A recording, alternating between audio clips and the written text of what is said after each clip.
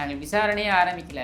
ஆனால் அதற்கு முன்னரே நாங்கள் சொல்கிறோம், நீங்கள் ஆதாரங்களை அழிக்க துவங்கிவிட்டனர். இத்தனையும் செஞ்சுட்டு எப்படி மனசாட்சியே இல்லாமல் நடந்து போச்சுமா, நீங்கள் அரசு வேலையை வாங்கிக்கோங்க, பணத்தை வாங்கிக்கோங்க அப்படின்னு சொல்லி அதை மூடி மறைக்க பார்க்கிறார் முதலமைச்சர்ன்றதான் எனக்கு தெரியல. மெட்டீரியல்ஸ் சீஸ்டு, உடைந்த பிளாஸ்டிக் எலக்ட்ரிக் பைப் துண்டு இவ்வளவுதான். வேற என்ன வச்சு அடிச்சிருக்காங்க? பைப்ஸ் தான். பைப்புனா என்ன பைப்பு? காயமா? நீ கேட்டது நீதிபதி கேட்குறாரு, என்ன கேட்குறாரு? ஏங்க வெறும் பைப்பு மட்டும் காமிக்கிறீங்க, பிளாஸ்டிக் பைப்பு மட்டும் இல்லை, வேறு அயன் பைப்பு, மர பைப்பு, மரக்கட்டை எல்லாத்தையும் வச்சு அடிச்சிருக்கீங்க. அதெல்லாம் எங்கே போச்சு? மெஜிஸ்ட்ரேட் வரத்துக்கு அரை மணி நேரம் முன்னால் ஏடிஎஸ்பி அவசரமாக வந்து கோவில் அதிகாரிகளிடம் வந்து பேசி மிரட்டி அதை எடுத்து சென்று விட்டார்கள். போலீஸ் ஸ்டேஷன்ல எதுவுமே நடக்கல.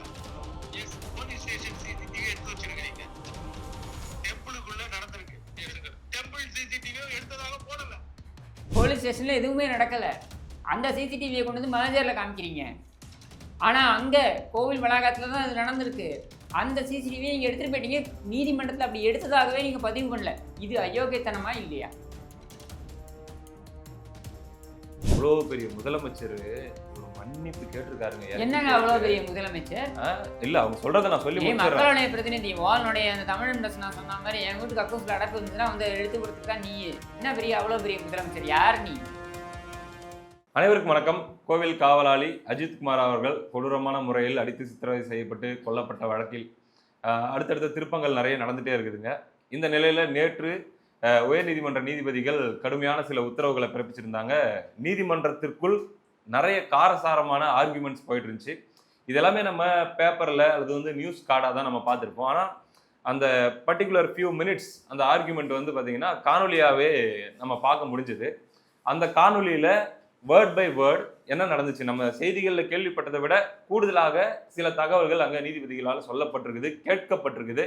அந்த கேள்விகளை நம்முடைய நண்பர் கிஷோர் கே சாமி அவர்களிடம் கேட்டு தெரிஞ்சுக்கலாம். வணக்கம் திரு கிஷோர். வணக்கம். அதாவது இதில் ரொம்ப அதிர்ச்சி அளிக்கக்கூடிய விஷயம் என்னென்னா, நீதிமன்றம் பதிவு செய்யுது, வழக்கு விசாரணையே ஆரம்பிக்கலை. இப்போ என்னென்னா, இது ஆரம்ப கட்ட தகவல்களை வைத்து இந்த விசாரணையை யார் மேற்கொள்ள வேண்டும் என்பதை நோக்கி போக வேண்டிய ஒரு வழக்கு தான். அதில் நீதிபதிகள் சொல்கிறாங்க, நாங்கள் விசாரணையே ஆரம்பிக்கலை, ஆனால் அதற்கு முன்னரே நாங்கள் சொல்கிறோம், நீங்கள் ஆதாரங்களை அழிக்க துவங்கிவிட்டனர். அந்த வீடியோவில் நம்ம இதை போட்டு காட்ட முடியுமா? ஆமாம், அதாவது நீங்கள் இந்த கோர்ட்டில் நடந்த ப்ரொசீடிங்ஸ் எடுத்து பார்த்தீங்கன்னா நல்லாவே புரிஞ்சுக்கலாம். காட்ட முடியுமா? இத்தனையும் செய்துவிட்டு, இத்தனையும் செஞ்சுட்டு எப்படி மனசாட்சியே இல்லாமல் நடந்து போச்சுமா, நீங்கள் அரசு வேலையை வாங்கிக்கோங்க, பணத்தை வாங்கிக்கோங்க அப்படின்னு சொல்லி அதை மூடி மறைக்க பார்க்கிறார் முதலமைச்சர்ன்றதான் எனக்கு தெரியல. ஏன்னா முழுக்க முதலமைச்சருடைய நேரடி பார்வையில் இருப்பதாக சொல்லப்பட்ட துறையை அப்படியே பட்டவர்தனமாக குற்றம் சாட்டக்கூடிய ஒரு கருத்தை தான் நீதிமன்றம் சொல்லுது. இங்க பாருங்க, உங்க மைக் பக்கத்துல வச்சுக்கோங்க. போட்டிருக்கீங்களா? மெட்டீரியல்ஸ் சீஸ்டு, உடைந்த பிளாஸ்டிக் எலக்ட்ரிக் பைப் துண்டு இவ்வளவுதான். வேற என்ன வச்சு அடிச்சிருக்காங்க? பைப்ஸ் தான். பைப்புனா என்ன பைப்பு? காயமா? பிளாஸ்டிக் பைப்புல. இது கோர்ட்டுக்குள்ள நடந்த விவாதம். ஆமா, விவாதம். நீதிபதி கேட்கிறாரு, நீ கேட்டது நீதிபதி கேட்கிறாரு, என்ன கேட்கிறாரு? ஏங்க வெறும் பைப்பு மட்டும் காமிக்கிறீங்க, பிளாஸ்டிக் பைப்பு மட்டும் இல்லை, வேற அயன் பைப்பு, மர பைப்பு, மரக்கட்டை எல்லாத்தையும் வச்சு அடிச்சிருக்கீங்க. அதெல்லாம் எங்க போச்சு? தடயங்கள் எங்கன்னு கேட்கிறாரு. காணும். நீதிபதி பேரு எஸ்.எம். சுப்பிரமணியன். அவரை பத்தி ஒரு போஸ்ட் பார்த்தேன் இன்னைக்கு காலையில. கடவுள் மாதிரி இந்த வழக்கை அவர் ஹேண்டில் பண்ணியிருக்காரு அப்படிங்கிற மாதிரி நியாயமான கேள்வி தானே கேட்டிருக்காரு. இதெல்லாம் எங்கே போச்சு அப்படின்னு. இல்லை பிளாஸ்டிக் பைப்பால் தான் அடித்தாங்க. அதுதான் அவர் சொல்கிறார், பிளாஸ்டிக் பைப்பால் அடித்தா காதுலேருந்து ரத்தம் வருமாயா? குறைந்த நிலையில் காதில் ரத்தம் இருந்திருக்குது.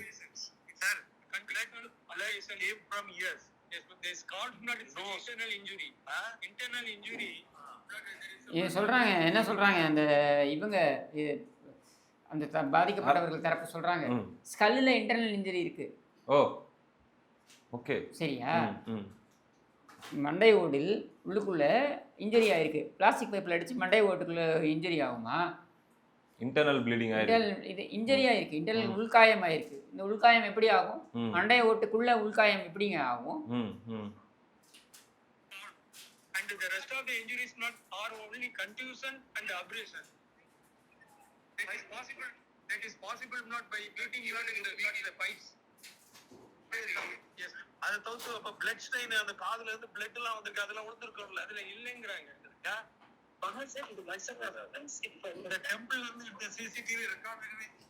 பாயிண்டா வச்சு வெளுத்து கேட்கிறாரு அவரு. காதுல ரத்தம் வந்துருக்குன்னா அதெல்லாம் எதுவும் வரலன்றாங்க. அப்படியா? போஸ்ட்மார்ட்டம் ரிப்போர்ட்ல சொல்லுது.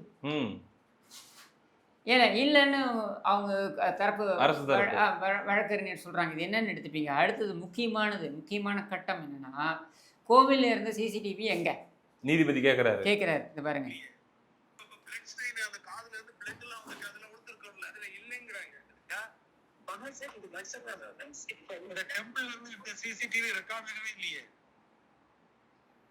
அந்த மகசர்லயோ எதுலயுமே ரெக்கார்ட் ஆகல. கேளுங்க. ஒண்ணுமே இல்லையே.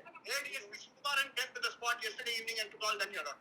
Before the judicial magistrate came. He is available here. Nothing is there. I didn't want to say it, Your Lordship. I thought it. பாருங்க. அதாவது அந்த கோவிலில் இருந்து 2 இடத்துல தான் இவங்க வந்து சிசிடிவி இருந்திருக்கு. ஒன்று வந்து காவல் நிலையத்தில், இன்னொன்று வந்து கோவில் வளாகத்தில்.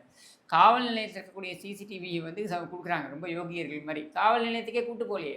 அங்கே வச்சு அங்கே தாக்குதல் எதுவுமே நடக்கல. அவங்களுக்கு கூட்டே போகலையே அங்கே. அந்த சிசிடிவி வந்து கொடுக்குறாங்க. ஏன்னா கூட்டு போனது யாருன்னா மானாமதுரை ஸ்பெஷல் டீம். சரி. திருவோணம் காவல் நிலையத்துக்கு எதுக்கு கூட்டு போகிறாங்க? கூட்டே போகலை. அந்த திருவோணம் காவல் நிலையத்தோட சிசிடிவி வந்து இது பார்த்துக்காங்க கொடுக்குறாங்க. சரியா? கோவிலில் இருந்த காவல் இது சிசிடிவி எங்கேயான்னா சொல்கிறாங்க ஏடிஎஸ்பி வந்து எடுத்துகிட்டு போயிட்டாராம். இது மெஜிஸ்ட்ரேட் வந்து அங்கே பார்வையிடுறாரு. சம்பவம் நடந்த பார்வையிட்டு அவர் அறிக்கையை தாக்கல் செய்யணும். மெஜிஸ்ட்ரேட் வரத்துக்கு 1/2 மணி நேரம் முன்னால ஏடிஎஸ்பி அவசரமாக வந்து கோவில் அதிகாரிகளிடம் வந்து பேசி மிரட்டி அதை எடுத்து சென்று விட்டார்கள். நீதிபதி பதிவு பண்றாரு. இங்க பதிவு பண்றாங்க. அவர் நீதிபதி கேட்கிறாரு, ஏயா நீங்க வந்து சிசிடிவி வாங்கினீங்கன்னு சொல்றீங்கல்ல, அப்போ மகஜர்னு போடுவாங்க. மகஜர் என்னென்ன? கைப்பற்றப்பட்ட தடயங்கள், ஆவணங்கள், இது எல்லாத்தையும் மகஜரில் போடுவாங்க. சரியா? லிஸ்ட் பண்ணுவாங்க. மகஜர்ல இல்லை. இப்போ அந்த சிசிடிவி காட்சிகள் இது வரைக்கும் வெளியே வரவும் இல்லை. மகஜர்லையும் இல்லை. அப்ப அந்த சின்னதா ஒரு வீடியோ ஒன்று வந்துச்சு இல்ல, தாக்கப்படுற வீடியோ. அது யாரோ ஒளிந்து, அதுக்கும் வரேன் அடுத்தது, அதையும் கேட்கிறாரு. அப்ப அது சிசிடிவி வீடியோ இல்ல, கிடையாது. அது ஒருத்தர் பாத்ரூம்ல இருந்து ஒளிந்து எடுத்துக்கிறாரு. அவரையும் ஆஜர்படுத்துறாங்க நீதிமன்றத்துல. அதையும் காமிக்கிறேன் உங்களுக்கு. நீ பாருங்க. Even in the video produced in the morning, they have used a wooden stick. In the video we can clearly see the wooden stick that has been not seized. Video ஒருத்தர் திருட்டுத்தனமா எடுத்தார் இல்லையா? திருட்டுத்தனமா ஒளிஞ்சிருந்தே எடுத்தாரு. ஏன்னு அந்த ஒளிஞ்சிருந்து எடுத்ததுல ரொம்ப தெளிவாக மரக்கட்டையை பயன்படுத்தி இருக்கிறார்கள். இந்த பக்கம் இருந்தவர். ஆமா, சரியா? இது பாதிக்கப்பட்டவர்கள் தரப்பு சொல்றாங்க. இந்த மரக்கட்டையை பயன்படுத்தி இருக்கிறார்கள். இந்த மரக்கட்டையை காணோம். எப்ப அவர் வந்து மேஜிஸ்ட்ரேட் போய் செக் பண்ணி பார்க்கும்போதா காணோங்க. அப்புறப்படுத்திட்டாங்க. அப்ப நீங்க தடயங்களை எல்லாம் அழித்து கொண்டிருக்கிறீர்கள். சரியா? அப்ப அந்த கோவில் சிசிடிவி வெளியே வந்தா என்ன ஆகும்? அதைத்தான் இப்ப பாருங்க. ஸ்டேஷன்ல எதுவுமே நடக்கல. எஸ், போலீஸ் ஸ்டேஷன் சிசிடிவி எடுத்து வச்சிருக்கீங்க. இங்க பாருங்க. இங்க பாருங்க. That has been not seized. Police ஸ்டேஷன்ல எதுவுமே நடக்கல. எஸ், போலீஸ் ஸ்டேஷன் சிசிடிவி எடுத்து வச்சிருக்கீங்க. டெம்பிளுக்குள்ள நடந்திருக்கு. டெம்பிள் சிசிடிவி எடுத்ததாக போடல. Seized by not technical wing. புரியுதா? போலீஸ் ஸ்டேஷன்ல எதுவுமே நடக்கல. அந்த சிசிடிவியை கொண்டு வந்து மேனேஜர்ல காமிக்கிறீங்க. ஆனா அங்க கோவில் வளாகத்துல தான் அது நடந்திருக்கு. அந்த சிசிடிவியை நீங்க எடுத்துட்டு போயிட்டீங்க. நீதிமன்றத்தில் அப்படி எடுத்ததாகவே நீங்க பதிவு பண்ணல. இது அயோக்கியத்தனமா இல்லையா? ஏடிஎஸ்பி எப்படி இருந்து எடுத்துட்டு போனாருன்னு கேட்டா டெக்னிக்கல் டீம் கொடுத்துருக்கோம். எதுக்கு டெக்னிக்கல்? கோர்ட்ல கொடுத்து கோர்ட்ல இருந்தா நீங்க எடுத்துட்டு போகணும். ஆமா, அப்படிதானே பண்ணணும். கோர்ட்ல இருந்தா நீங்க எடுத்துட்டு போகணும். எப்படி நீங்க அதை பண்ணீங்க? பதில் கிடையாது. பாருங்க. டெக்னிக்கல் வந்து இதுல பக்கத்துல ரெக்கார்ட் பண்ணல. இமிடியேட்டா ரெக்கார்ட் பண்ணல. இப்போ இதுதானே சார் நாளைக்கு ட்ரையல்ல பேசுவோம். இத வச்சு நீங்க அக்யூட்டல் வாங்கி கொடுத்துருவீங்கல்ல. அக்யூட்டல் வாங்கி கொடுத்துருவீங்க. அக்யூட்டல் பேஸ் பண்ணி சஸ்பென்ஷன் ரிவோக் பண்ணிடுவீங்க. இங்க ரிட்ட போட்டு பீரியட் ரெகுலேட் பண்ணிடுவீங்க. ஆல் மானிட்டரி பெனிஃபிட் வாங்கிடுவீங்க. அது உயிர் போனதுதான். புரியுதா? இது நீதிபதி சொல்றாரு. இன்னொரு தடவை விளக்கமா மக்களுக்கு ஒருவேளை அந்த ஆடியோ கிளியர் இல்லாம இருந்திருக்கலாம், சொல்லுங்க. அவர் என்ன சொல்றாரு? நீங்க எல்லா தடயங்களையும் அழிச்சிருவீங்க. அந்த ரெக்கார்டையும் கொடுக்க மாட்டீங்க. சரியா? இதை வச்சு அக்விட்டல் வாங்கி கொடுத்துருவீங்க, அதாவது விடுதலை வாங்கி கொடுத்துருவீங்க. இந்த காலத்தில் இந்த இந்த தண்டனை காலம் இருக்குல்லையே, அதாவது சிறையில் இருந்த காலம் இருக்குல்லையே, இந்த இந்த காலத்துக்கான முழு சம்பளத்தையும் வாங்கிப்பீங்க. இவ்வளவும் பதிவு பண்றாரு. என்ன? ஆமாம், இது நீதிபதி பதிவு பண்ணுறார். முழு சம்பளத்தையும் வாங்கிப்பீங்க. சரியா?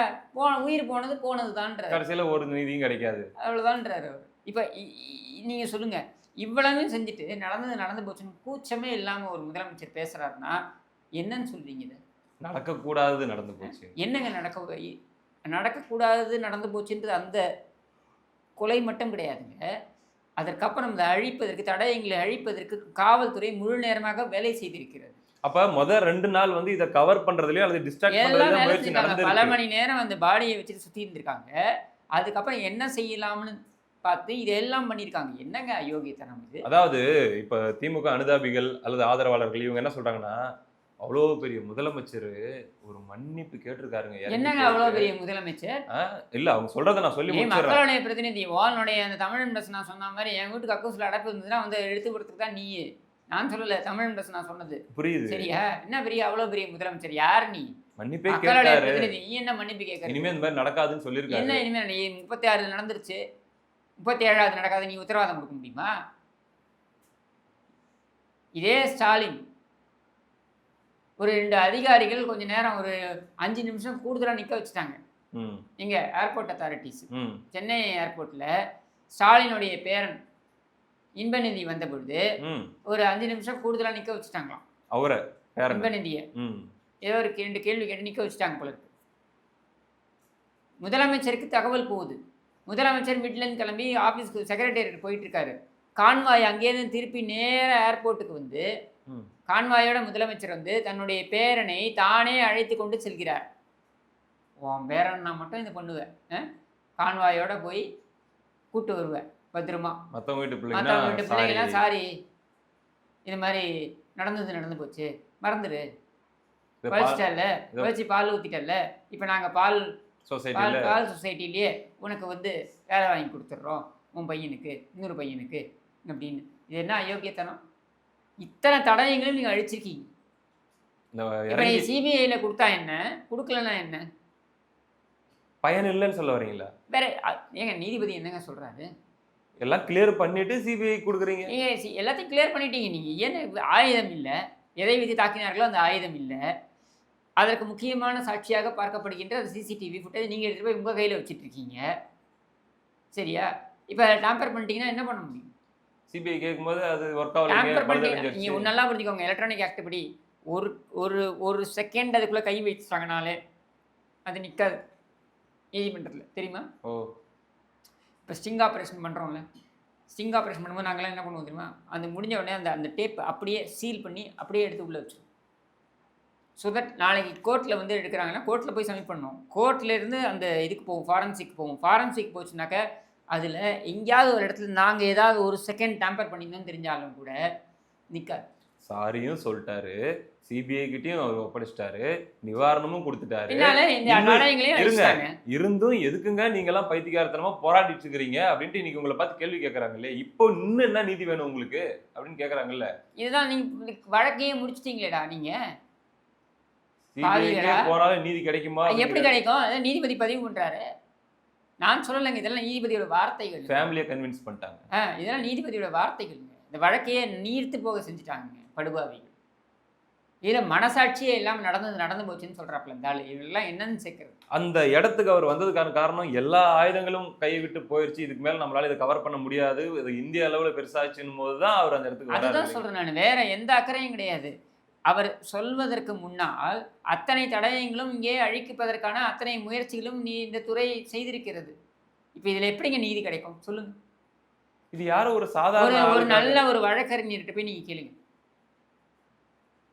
தடயங்கள் இல்லை, சிசிடிவியை கைப்பற்றிட்டாங்க, இவங்களை எடுத்துகிட்டு போயிட்டாங்க. இப்போ எதை வச்சு நீங்கள் ப்ரூவ் பண்ணுவீங்க? அப்போ இந்த கொலைக்கான நீதி சந்தேகத்திற்கு இடமில்லாமல் நிரூபிக்கணும். எப்பவுமே நல்லா புரிஞ்சுக்கோங்க. புரிஞ்சுக்கிட்டேன். சந்தேகத்திற்கு இடமில்லாமல் நிரூபிக்கணும். இப்போ நேரடி சாட்சிகள் மட்டும்தான் இருக்காங்க. என்னது? பூ விற்கிறவங்க, பழம் விற்கிறவங்க இவங்க எல்லாம் பார்த்துருக்காங்க, கைத்தாங்களாக இவரை அழைத்து சென்றார்கள் அப்படின்றத பார்த்துருக்காங்க. அவங்க வந்து சொல்லலாம், இவங்கெல்லாம் அழைச்சிட்டு போனாங்க உள்ள, ஐயோ அம்மா என்று சத்தம் கேட்டது. சத்தம் கேட்டதுக்கு அப்புறம் தான் வந்து இந்த பக்கம் கதவு அந்த பக்கம் கதவையும் மூடிட்டாங்க.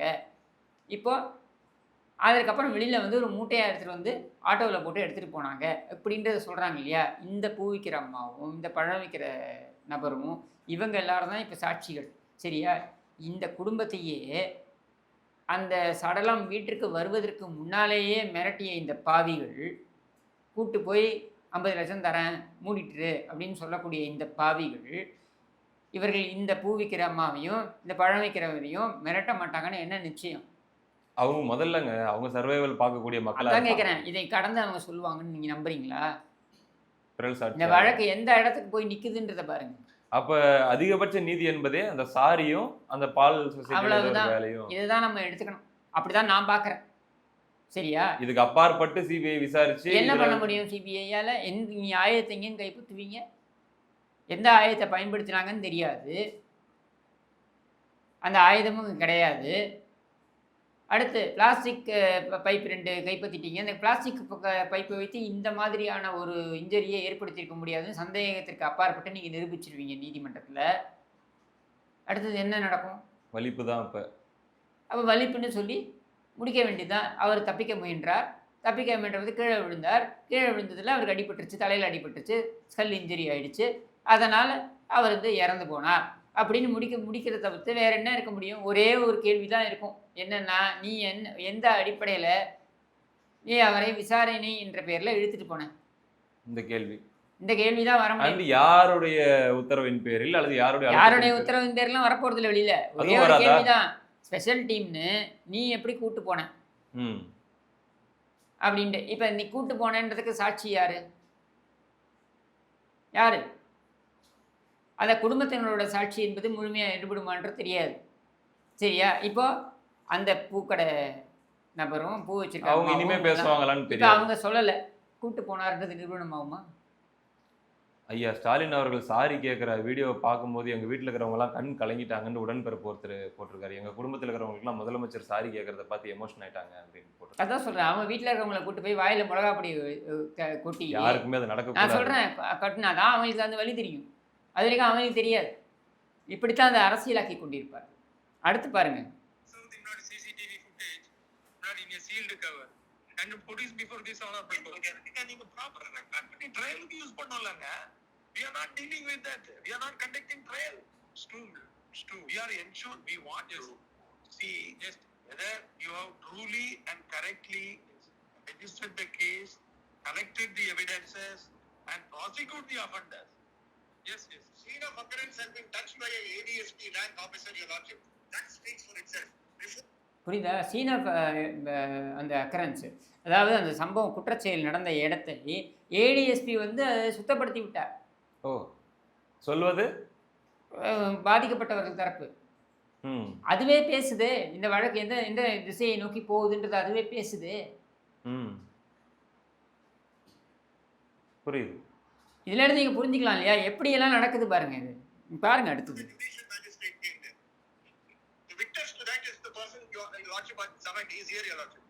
And he says it was not only plastic pipes, it was also wooden rods. Many things can be not. எங்க இருந்து எடுத்தீங்க தம்பி? எந்த கோயில் பாத்ரூம்ல அதுல ஹோல் இருந்தது, அது வழியா எடுத்தீங்க. எவ்வளவு நேரம் எடுத்தீங்க? அவ்வளவுதான். பயந்துட்டீங்க. கோயில் பாத்ரூம்லேருந்து எடுத்திருக்கீங்க. அவன் கேட்குற எங்கேருந்து எடுத்தீங்க தம்பின்னு. கோயில் பாத்ரூமில் வீடியோ அந்த ஒரு ஓட்டை இருந்தது, அது வழியாக நான் எடுத்தேன் அப்படின்னு. எவ்வளோ நேரம் எடுத்தீங்க? 20 செகண்டு. சரியா? அவ்வளோதான் எடுக்க முடிஞ்சுதா? பயந்துட்டேன், அதுக்கு மேலே எடுக்க முடியல. பதிவு பண்ணுறாரு. அவர் சொல்கிறார் மரக்கட்டையால் அடித்தார்கள் அப்படின்ட்டு. இப்போ அந்த மரக்கட்டை எங்கே? இப்படி கிட்டத்தட்ட 7 நிமிடம் 8 நிமிடம் இந்த இது போகுது ஆர்குமெண்ட். இந்த மாதிரி எல்லாத்தையும் நீங்கள் புதைச்சிட்டீங்கய்யா. நீதிபதியே சொல்கிறாரு. அது நான் சொல்லலை, நீதிபதி பதிவு பண்ணுறாரு. இதெல்லாம் வழக்கு இன்னும் விசாரணைக்கே வரல. விசாரணைக்கு வரத்துக்கு முன்னாலேயே சாட்சியங்களிலிருந்து அத்தனையும் நீங்கள் காலி செய்து விட்டீர்கள். இதுக்கு மேலே என்னங்க சொல்லணும்? இந்த நிலையில இப்ப நீதி கேட்டு போராடிட்டு இருக்கிற கட்சிகளாகட்டும் அல்லது வந்து குரல் எழுப்பி கொள்கிறவர்களாகட்டும் நேரத்தை வீணடிக்கிறார்களா அல்லது நேரத்தை வீணடிக்கிறது இல்லைங்க. இது வந்து என்னன்னா, கொலை சம்பவம் நடந்துருச்சு. இந்த கொலை சம்பவத்தை ஈடுபட்டவர்கள் தண்டனை பெற வேண்டும் அப்படின்றது ஒரு பக்கம். அடுத்தது இதை அழிப்பதற்கு என்னவெல்லாம் செய்திருக்கிறார்கள்ன்றதை பாருங்கள். டிஎஸ்பி, எஸ்பி, இத்தனை பேர் இதில் வந்து இன்வால்வ் ஆகியிருக்காங்க. நீங்கள் ஒரு எஸ்பியை கொண்டு போய் காத்திருப்போர் பட்டியலில் வச்சுட்டீங்க. ஒரு டிஎஸ்பியை நீங்கள் சஸ்பெண்ட் பண்ணியிருக்கீங்க. இந்த சஸ்பென்ஷன் எவ்வளோ நாள் வச்சுருக்க போகிறீங்க? சரி, இது ஒரு பக்கம் வைப்போம். இந்த பேரூராட்சி தலைவர் சேங்கை மாறன், அந்த அயோக்கிய ராஸ்கல் வந்து அவங்க கூப்பிட்டு மிரட்டியிருக்கான். அந்த 50 லட்ச ரூபாய் இருக்கும் பேரம் பேசியிருக்கான். அவன் மேலே ஏன் நீ கட்சி ரீதியாக நடவடிக்கை எடுக்கலை? ஏன் எடுக்கலை? அவன் குடும்பத்தினரே பதிவு பண்ணுறாங்க. ஏன் எடுக்கலை? இது எல்லா முதலமைச்சராக நீ எடுத்துக்கணும்ல, நடவடிக்கை முயற்சிகளுக்கும் பிறகுதான் மன்னிப்பு. அப்போ நீ அதை அந்த நடவடிக்கை எதுவுமே எடுக்கலை. சாட்சியங்கள் எல்லாத்தையும் அழிக்கிறதுக்கு நீ துணை போயிருக்க. அப்படி தான் பார்க்குறேன் நான். நீ வாய மூடி இருந்துக்கன்னா துணை போயிருக்கிறதா தான் அர்த்தம். சரியா? அப்போது இதில் இந்த வழக்கு எந்த திசையை நோக்கி போகுன்றதை நீதிபதியே சொல்லிட்டாரு. புரியுது. இது எல்லாத்தையும் செஞ்சுட்டு ஒரு அரசு வேலையும் 50 லட்ச ரூபா பணமும் கொடுத்துட்டா, பணம் இல்லை, வீட்டு மனை ஏதோ கொடுத்துருக்காங்க. அதான் 50 லட்ச ரூபா பணமும் அரசு வேலையும் 50 லட்ச ரூபா பணம் இல்லை வீட்டு மனையும் இதுவும் அரசு வேலையும் 50 லட்சம் தரேன்னு பேரம் பேசுனது வேற. சரியா? அது கொடுக்கல. இது ரெண்டும் நீ கொடுத்துட்டா முடிஞ்சு போச்சா? இதுதான் அங்கே நடந்திருக்கு. இப்போ இதில் எப்படி நியாயம் கிடைக்கும் சொல்லுங்க?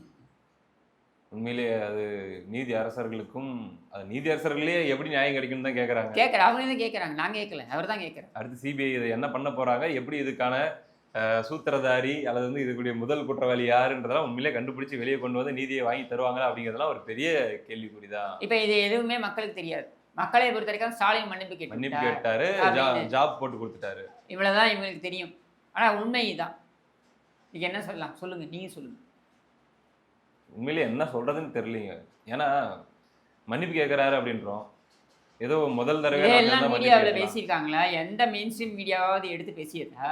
யாருமே பேசல. அவங்கதான் அவரே மன்னிப்பு கேட்கிறாரே பாருங்க அப்படின்னு. இதுல வேற ஸ்டாலின் ஸ்கோர் செய்து விட்டார். இதுல என்னங்க ஸ்கோர் செய்யறதுக்கு? எடப்பாடி ஸ்கோர் செய்ய தவறிவிட்டார். ஸ்டாலின் ஸ்கோர் செய்து விட்டார். இங்க இவர்களுக்கு நியாயம் கிடைக்க வேண்டும் என்று நீதிமன்றத்துக்கு முதலில் சென்றது அதிமுக. சரியா? அந்த அதிமுகவுடைய கோரிக்கையை வைத்து தான் தானாக முன் வந்து வழக்கை எடுத்து வழக்காடுகிறார்கள் நீதிமன்றத்தில். அது மட்டும் இல்லாமல் மெயின் பெட்டிஷன் அதிமுகவோடது. இத்தனையும் அதிமுக செய்திருக்கிறது. ஆனால் ஸ்டாலின் ஸ்கோர் செய்து விட்டார்னு இவங்க பேசுறாங்கன்னா, எங்க ஸ்கோர் செய்யற விஷயமாங்க? இது என்ன கிரிக்கெட் மேட்சாங்க? டேமேஜ் கண்ட்ரோல் பண்ணிட்டு ஸ்கோர் பண்ணிட்டாரு. இது என்ன கிரிக்கெட் மேட்சா ஸ்கோர் செய்வது? எந்த அளவுக்கு வந்து நம்மளுடைய அரசியல் பார்வை வந்து நிற்குதுன்றது பாருங்க. இதை விட கேவலம் ஏதாவது இருக்க முடியுமா? இவ்வளவு நேரம் உங்களுடைய நேரத்தை செலவழித்து உங்களுடைய கருத்துக்களை பகிர்ந்து கொண்டதுக்கு ரொம்ப நன்றி.